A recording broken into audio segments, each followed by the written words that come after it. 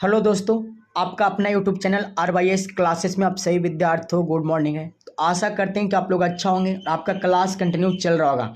तो आज की क्लास में हम लोगों ने क्लास 12th का केमिस्ट्री पढ़ेंगे और आज का आपका पार्ट नंबर 5 होगा। इसके पिछले क्लास में हम लोगों ने पार्ट नंबर 4 तक कर लिए थे।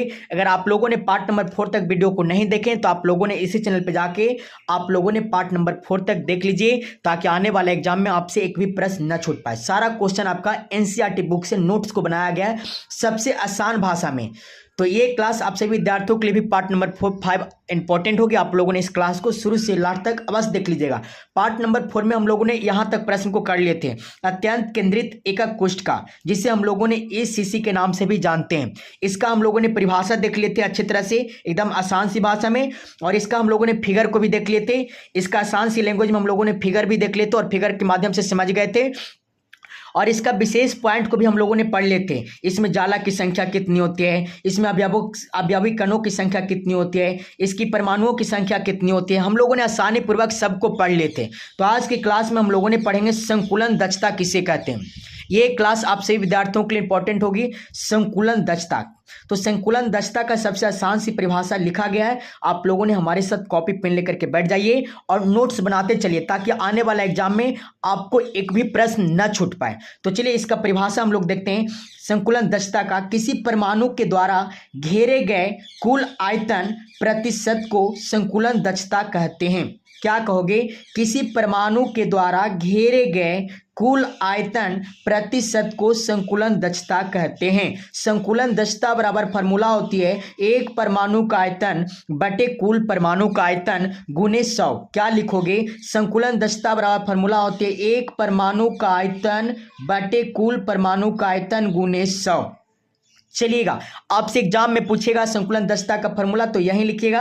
परिभाषा पूछे तो ये भी लिखना है। और हमको एक आप सभी विद्यार्थियों को एक आसान सी लैंग्वेज में परिभाषा बता देते हैं। सूत्र से फॉर्मूला कैसे बनाओगे?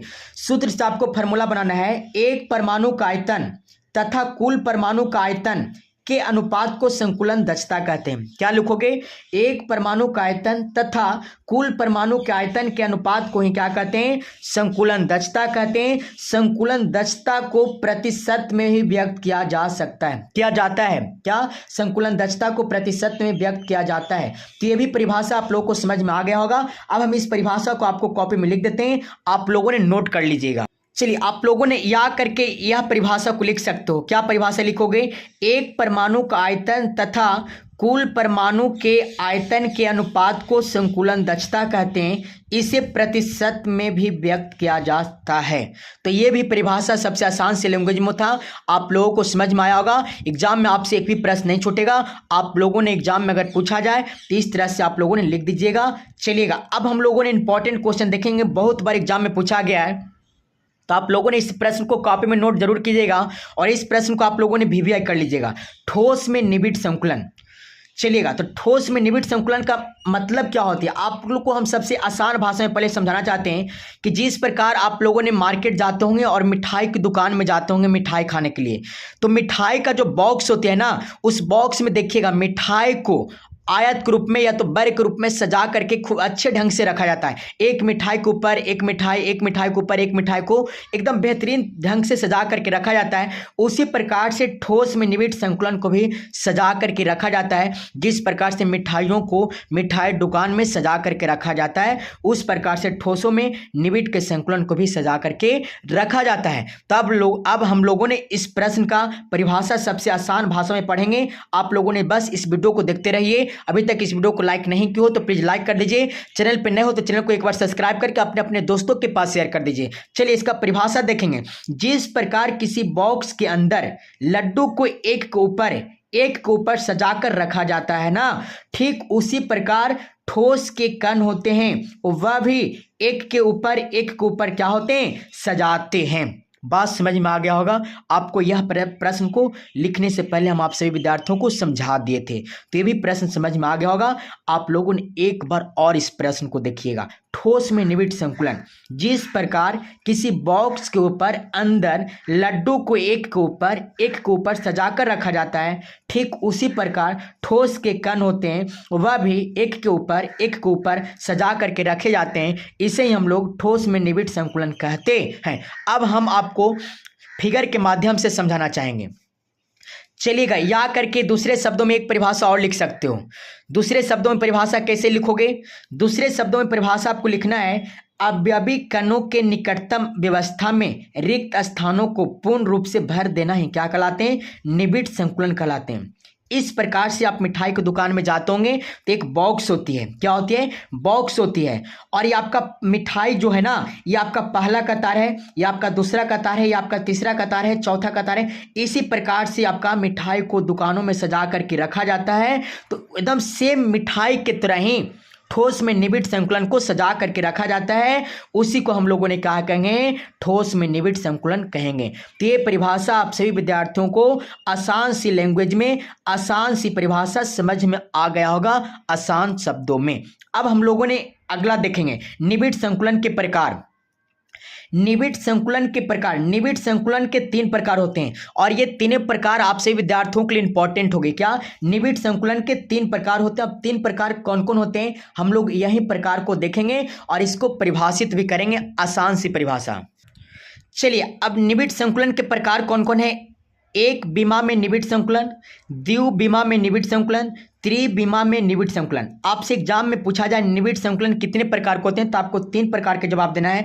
पहला का नाम है एक विमा में निबिड़ संकुलन, दूसरा का नाम है द्विविमा में निबिड़ संकुलन, तीसरा का नाम है त्रिविमा में निबिड़ संकुलन।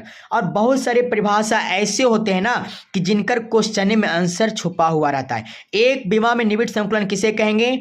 मान लेते हैं लड्डू है, क्या है? लड्डू है और एक कतार में सरियाया गया है ना, एक लाइन में सरियाया गया है, उसी को हम लोगों ने एक विमा में निबिड़ संकुलन कहेंगे। द्विविमा का मतलब कि 2 कतार में सजाया गया है। कितने कतारों में? 2 कतारों में लड्डू को सजाया गया है, द्विविमा में निबिड़ संकुलन कहेंगे। त्रिविमा में निबिड़ संकुलन का मतलब कि 3 कतारों में लड्डू को सजाना है, क्या कहेंगे? त्रिविमा में निबिड़ संकुलन कहेंगे। एकदम सेम उसी तरह से परिभाषा लिख देंगे, आप सभी विद्यार्थियों को 100% समझ में आएगी। बस आप लोगों ने इस वीडियो को लास्ट तक देख लीजिएगा। एक विमा में निबिड़ संकुलन किसे कहते हैं? तो आपकी परिभाषा लिखना है, ऐसा पैकिंग जिसमें कण की एक परत को इस प्रकार व्यवस्थित किया जाए कि एक कण दूसरे कण को क्या करे? स्पर्श करे। क्या करे? स्पर्श करे। उसे ही हम लोगों ने एक विमा में निबिड़ संकुलन कहते हैं। या करके एक परिभाषा और लिखा गया है, आप लोगों ने आसान सी परिभाषा को समझ लीजिएगा। आपको यह परिभाषा भी लिख देना एग्जाम में। क्या लिखोगे? इसमें अवयवी कणों के गोलों को एक पंक्ति में निकटतम व्यवस्थित किया जाता है। देखिएगा, ये अवयवी कण के गोले हैं और एक आपका एक पंक्ति है और एक गोला है जो दूसरे गोले के संपर्क में है, अगला गोला अगले गोले के संपर्क में, अगला गोला अगले गोले के संपर्क में। इसी प्रकार से सभी गोला एक दूसरे के क्या है? संपर्क में है, आपस में सटे हुए हैं। तो परिभाषा क्या लिखोगे? इसमें अवयवी कणों के गोले को एक पंक्ति में निकटतम, निकटतम का मतलब सटा करके, नजदीक, निकटतम का मतलब क्या होता है? नजदीक, निकटतम व्यवस्थित किया जाता है। व्यवस्थित का मतलब कि नजदीक में क्या रखा जाता है? व्यवस्थित करने का मतलब सजा करके रखना है ना, किया जाता है, जिससे केंद्रीय गोला 2 अन्य गोलों को स्पर्श करता है। जैसे पहला गोला दूसरा गोला को क्या करता है? स्पर्श। स्पर्श मीन्स क्या होती है? छूना, है ना, छूता है। अतः इसकी समन्वय संख्या क्या होती है? और इसकी समन्वय संख्या जो होती है 2 होती है। कितनी होती है? 2 होती है। तो आपको परिभाषा एग्जाम में लिख देना है कि इसमें अवयवी कणों के गोलों को एक पंक्ति में निकटतम व्यवस्थित किया जाता है, जिससे केंद्रीय गोलों 2 अन्य गोलों को स्पर्श करता है। अतः इसकी समन्वय संख्या 2 होती है। इसे हम लोगों ने एक विमा में निबिड़ संकुलन कहते हैं। तो ये दोनों परिभाषा आसान से शब्दों में बताया गया था। आप सभी विद्यार्थियों को एक परिभाषा याद कर लेना है, जो आपको अच्छा लगे एग्जाम में आवे तो आपको लिख करके चले आना है। अब हम लोगों ने अगला परिभाषा देखेंगे, द्विविमा में निबिड़ संकुलन क्या है? आप लोगों को समझना है।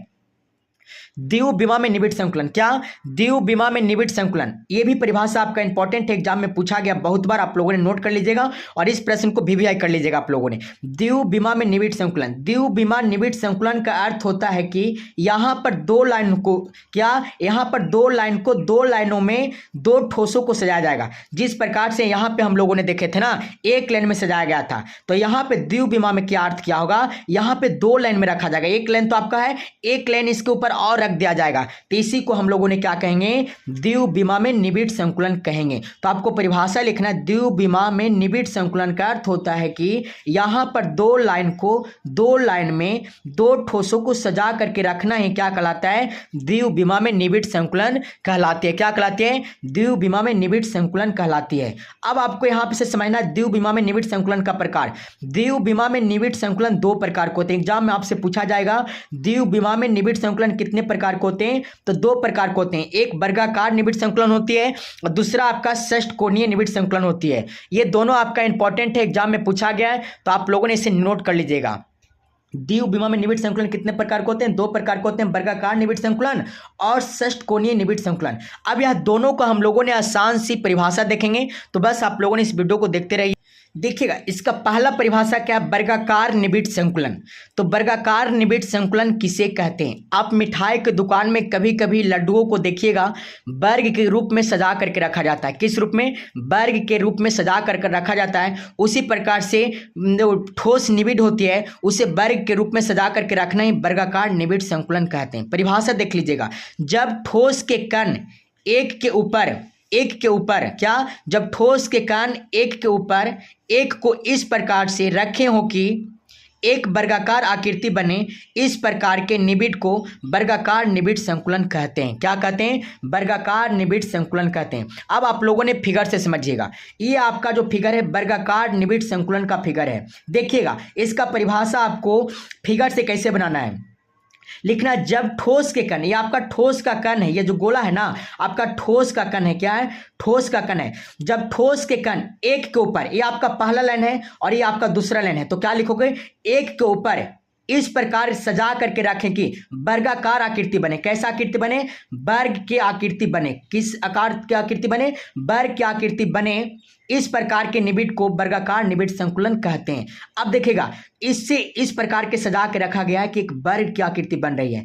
वर्गाकार जो भुजा होती है आमने सामने आपस में क्या होती है, बराबर होती है। ये आपका भुजा इसके बराबर है, ये भुजा आपका इसके बराबर है, तो इससे हम लोगों ने वर्गाकार आकृति कहेंगे। इसी पर को हम लोगों ने परिभाषा में क्या कहिएगा, वर्गाकार निबिड़ संकुलन कहेंगे। तो ये भी परिभाषा आप सभी विद्यार्थियों को आसान सी शब्दों में समझ में आ गया होगा।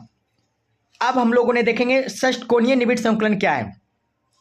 ये आप सभी विद्यार्थियों को समझना है, इंपॉर्टेंट कर लेना है। षष्ठकोणीय निबिड़ संकुलन, तो परिभाषा लिखना, जब ठोस के कण, षष्ठकोणीय मतलब कि इसमें के कोना होगी, 6 कोना होगी, भुजा कितने होंगे, 6 भुजा होंगे। और देखिएगा, बहुत सारे ऐसे परिभाषा होते हैं जिसमें क्वेश्चन में आंसर छुपा हुआ था। षष्ठकोणीय मतलब इसमें क्या होगी, 6 कोण वाला निबिड़ को हम लोगों ने क्या बोलेंगे, 6 कोण वाले भुजा को या तो 6 भुजा वाले को हम लोगों ने क्या बोलेंगे, षष्ठकोणीय निबिड़ संकुलन बोलेंगे। जब ठोस के कण एक के ऊपर एक इस प्रकार रखे हो कि एक षष्ठकोणीय आकृति बने, तो इस प्रकार के निबिड़ संकुलन को षष्ठकोणीय निबिड़ संकुलन कहते हैं। अब आपको यहां से फिगर से समझना है। देखिएगा, इस प्रकार से षष्ठकोणीय निबिड़ संकुलन को सजाया गया है, ठोस के गोलों को सजाया गया है कि एक षष्ठकोणीय बन रहा है। क्या बन रहा है, षष्ठकोणीय आकृति बन रहा है। देखिएगा, एक ये है आपका, दूसरा ये है आपका, तीसरा ये आपका, चौथा ये आपका, पांचवा ये आपका, छठा ये आपका। इसी को हम लोगों ने क्या कहेंगे, षष्ठकोणीय निबिड़ संकुलन कहेंगे। तो ये भी परिभाषा आपको समझ में आ गया होगा। अब हम लोगों ने देखेंगे अगला प्रश्न, त्रिविमा। क्या, त्रिविमा में निबिड़ संकुलन, त्रिविमा में निबिड़ संकुलन, ये भी आपका आसान सी लैंग्वेज में लिखा गया है। ये भी आपसे विद्यार्थियों को समझ में आ जाएगी। बस आप लोगों ने इस वीडियो को देखिएगा। जब द्विविमा संरचना के ऊपर एक विमीय संरचना और रख दी जाए तो इस प्रकार को ही त्रिविमा निबिड़ संकुलन कहते हैं। क्या कहते हैं, जैसे में कहने का अर्थ ये हुआ ना कि जब द्विविमा संरचना के ऊपर एक विमीय संरचना और रख दी जाए। जैसे में देखिए, यहाँ पे आपका 2 लाइन है ना, 2 गो संरचना है, एक ये आपका और ये आपका, और इसके ऊपर एक और को रखेंगे ना, इसे को ही क्या कहते हैं, त्रिविमीय निबिड़ संकुलन कहेंगे। तो परिभाषा आप समझ गए होंगे। तो एक बार और परिभाषा देखिएगा, जब द्विविमा संरचना के ऊपर एक विमीय संरचना और रख दी जाए तो इस प्रकार को ही त्रिविमा निबिड़ संकुलन कहते हैं। अब इसका फिगर से आप लोगों ने देखिएगा, ये आपका त्रिविमा में निबिड़ संकुलन का फिगर है। आपका 2 विमा यह है, आपका पहला विमा, दूसरा विमा और तीसरा विमा को रखना। क्या बोलोगे, 2 विमा के ऊपर एक और विमा को रखना है, त्रिविमा निबिड़ संकुलन कहलाता है। अगला हम लोगों ने समझेंगे रिक्तियां क्या है। ये प्रश्न आपके लिए इंपॉर्टेंट है, रिक्तियां क्या है, तो आप लोगों ने समझिएगा इसे, रिक्तियां क्या है। रिक्त का अर्थ होता है खाली स्थान। पिछले जब हम लोगों ने फिगर समझ रहे थे तो उसमें रिक्तियां पाया जा रहा था ना। तो रिक्तियां का अर्थ होता है खाली स्थान। क्या होती है? खाली स्थान। जब दो ठोसों को व्यवस्थित किया जाता है तो कैनों के बीच में खाली स्थान होता है, इस खाली स्थान को रिक्तियां कहते हैं। जैसे फिगर से समझिएगा, यह आपका दो ठोस है ना, और इसे सजा करके रखा गया तो यहाँ पे एक रिक्ति बनी है। उसी प्रकार से यहाँ पे एक रिक्ति बना, यहाँ पे रिक्ति बना, इसी को हम लोगों ने क्या बोलेंगे? रिक्तियां बोलेंगे। तो इसका परिभाषा आपको लिखना है। क्या परिभाषा लिखोगे? परिभाषा आपको लिखना है कि रिक्त का अर्थ होता है कि खाली स्थान। जब ठोसों को व्यवस्थित किया जाता है तो दोनों, क्या लिखोगे एक बार और देखना आसानी पूर्वक आप सभी विद्यार्थियों को। रिक्त का अर्थ होता है खाली स्थान। जब ठोसों को व्यवस्थित किया जाता है तो कणों के बीच में खाली स्थान होता है, इस खाली स्थान को क्या कहते हैं? रिक्तियां कहते हैं। आप सभी विद्यार्थियों को इस प्रश्न को भी समझने में डाउट नहीं हुआ होगा, आसान सी शब्दों में समझ में आ गया होगा। अब हम लोगों ने देखेंगे यहाँ से रिक्तियां के प्रकार। रिक्तियां निम्न प्रकार के होते हैं। नंबर 1 आपका चतुष्फलकीय रिक्तियां, नंबर 2 आपका अष्टफलकीय रिक्तियां। क्या लिखोगे? नंबर 1 आपका चतुष्फलकीय रिक्तियां, नंबर 2 आपका अष्टफलकीय रिक्तियां है। तो हम लोगों ने अगले क्लास में पढ़ेंगे चतुष्फलकीय रिक्तियां का परिभाषा, इसका फिगर, इसका प्रकार। उसी प्रकार से अष्टफलकीय रिक्तियां का हम लोगों ने परिभाषा देखेंगे, फिगर देखेंगे, प्रकार देखेंगे। तो ये क्लास हम लोगों ने अगले क्लास में देख लेंगे, अगले पार्ट में देखेंगे। तो आज का पार्ट आपका यहीं तक था। अब आप लोगों ने 1 कॉमेंट कीजिएगा, आपको क्लास ये कैसा लगा। अभी तक आप लोगों ने इस वीडियो को लाइक नहीं किया तो लाइक कर दीजिए। चैनल पर नए हो तो चैनल को सब्सक्राइब करके घंटी को प्रेस कर लीजिए ताकि जो नेक्स्ट वीडियो डाले सबसे पहले आपके पास नोटिफिकेशन पहुंच पाए। अगर ये क्लास आप लोग को अच्छा लगा तो एक बार कमेंट में अवश्य लिखें कि आपको ये क्लास कैसा लगा। अब मिलता है आपसे नेक्स्ट पार्ट में। आज के लिए इतना ही।